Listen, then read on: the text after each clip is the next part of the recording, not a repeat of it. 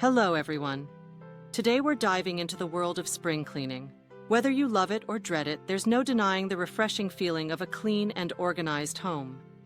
Our goal today is to share some practical tips to make your spring cleaning efficient, effective, and maybe even a little enjoyable. So let's get started. Spring cleaning can seem overwhelming, but it doesn't have to be. Our first tip is to create a checklist. Break down your tasks room by room and tackle them one at a time. This not only helps you stay organized, but also gives you a sense of accomplishment as you check items off your list. Next, declutter before you clean.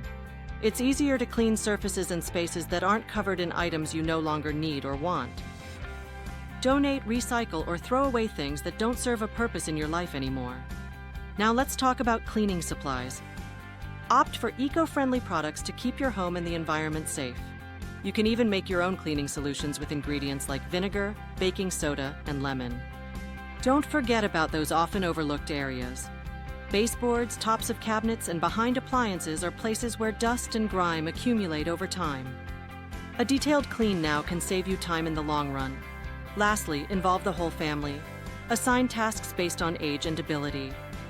Not only does this make the work lighter for everyone, but it also teaches responsibility and teamwork. Remember, spring cleaning doesn't have to be completed in a day. Spread your tasks over a few weekends and don't be too hard on yourself.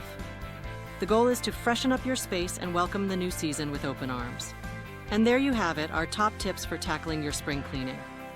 We hope you found these suggestions helpful and that they inspire you to get started on your own spring cleaning journey. Remember, the key is to take it one step at a time and enjoy the process. Happy cleaning, and we'll see you in the next video.